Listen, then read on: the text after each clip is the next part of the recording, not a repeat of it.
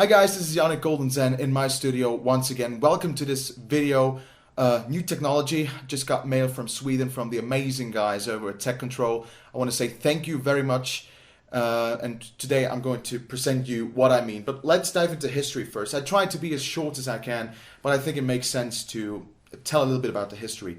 A few years ago I've discovered this breath control, which was the first thing I got from Tecontrol. And if you saw the previous videos where I reviewed it and where I used it, it opened a completely new world to me, just because I was finally able to make brass woodwind instruments sound realistic or more realistic, because you blow the notes, to make a long story short, which just made it was just a huge leap. And I don't know how I could have managed to create my last couple of albums without the breath control. And not a long time ago, the breath and bite controller came out, which was this thing here, which was amazing because finally you had two expressions that you could make with your mouth. You could blow the notes, the intensity, and you could bite this thing, which was really handy because it meant you could adjust, or you could use one more expression data with another input by your mouth. And now the new thing is the breath and bite controller 2. And this has some amazing features. Now let's first look at the breath and bite controller that I last reviewed and that I got last time. And the first improvement they made with the second generation breath and bite controller. Now, as amazing as this thing is, and I still use it practically on every production, and I still use it all the time, it is really a great thing. But there was one little downside to it.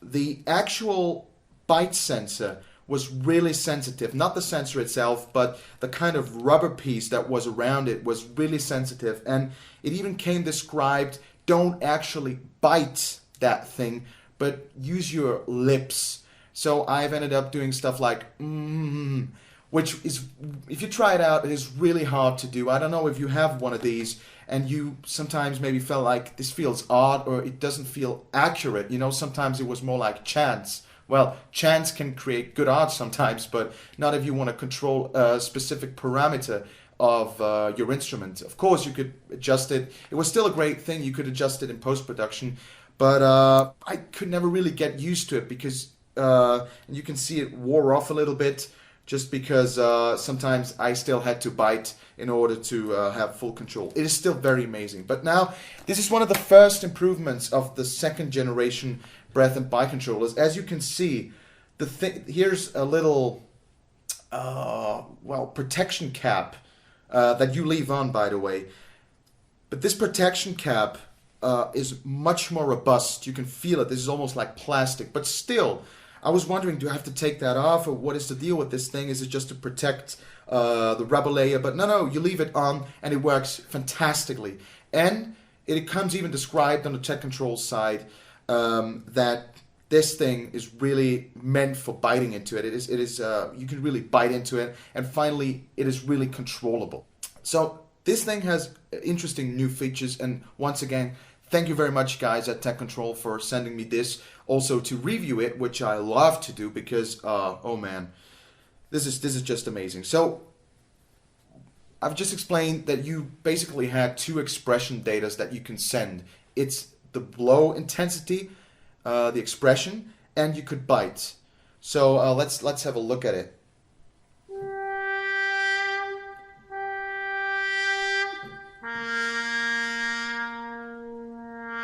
The bite controller, I've assigned a growl effect. This is, by the way, a trombone that has a harmon mute on it.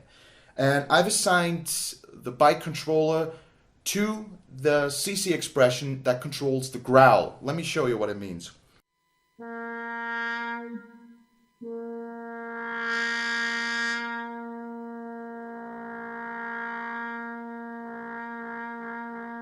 You're surely wondering, so what's the news?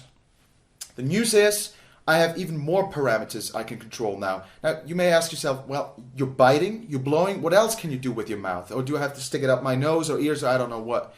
Watch my head very closely. I know that is hard to do, but watch my head very closely what I'm going to do. I'm not going to tell you which effects are assigned and what they actually control. Just have a good look.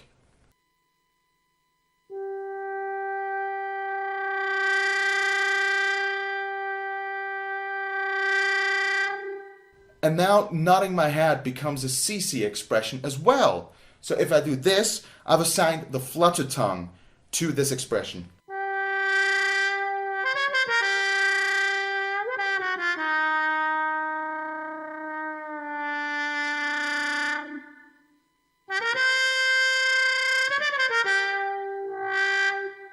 This is one thing, and this is still not all. Now, look what I'm doing.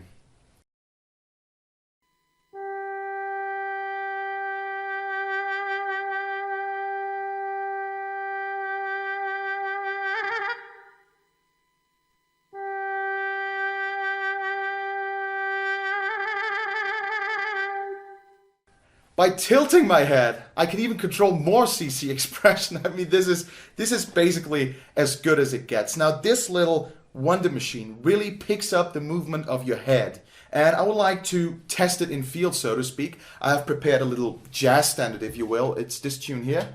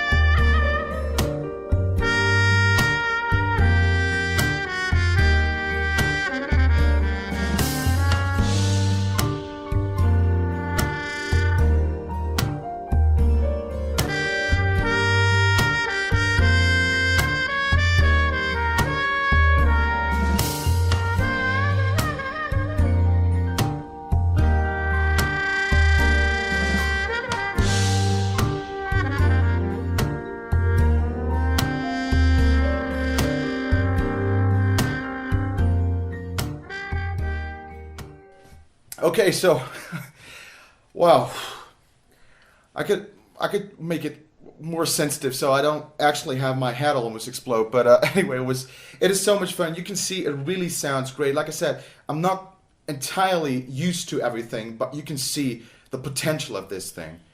And now we're going to do a second recording with a clarinet, also by sample modeling. You just have to program it, so to speak, but it's very easy.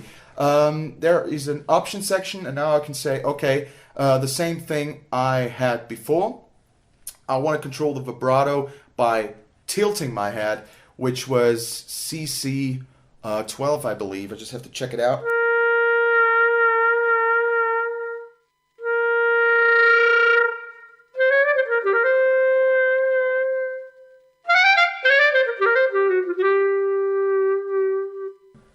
Okay, and now let's say I want to have some dirty growl with the byte controller, which is CC-Expression Nr.4.